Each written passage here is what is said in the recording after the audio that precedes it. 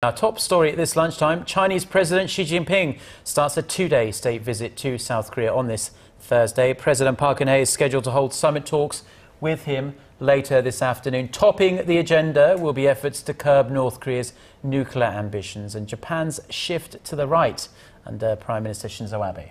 Economic cooperation will also be a major topic of discussion, with the two sides seeking speedy talks on a bilateral free trade agreement. Choi You-sun has the details. The South Korean presidential office is emphasizing that President Park Geun-hye and Chinese President Xi Jinping's special friendship was a key factor behind Xi's state visit to Seoul. It's the first time a Chinese leader is coming to South Korea before paying a visit to Beijing's traditional ally North Korea and neighboring Japan.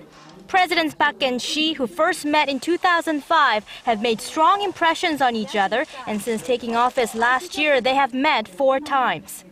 President Xi's decision to visit Seoul first will put more pressure on Pyongyang to lay down its nuclear weapons and return to negotiations. Now the question is exactly how the two leaders will deliver their positions in a joint statement following Thursday's summit. While South Korea wants a concrete expression opposing North Korea's 4th nuclear test, China wants to keep the general term of denuclearization of the Korean peninsula. Also topping the agenda for the talks will be Tokyo's retreat from a historical apology to Seoul and its attempts to expand its military presence. Beijing, locked in a bitter territorial dispute with Tokyo, is expected to seek greater cooperation with Seoul on historical issues, but it's unlikely Presidents Park and Xi will specifically target Japan. The amicable relations between Seoul and Beijing and their mutual mistrust of Tokyo is not a welcoming dynamic for Washington, which is looking to expand its influence in Asia. China has been pressuring Korea not to take part in the U.S.-led anti-ballistic missile defense system.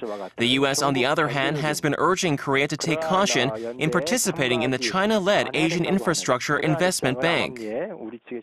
On the economic front, the leaders of Korea and China will agree to speed up their FTA negotiations and set up a trade market for their respective currencies. Choi You-sun, Arirang News.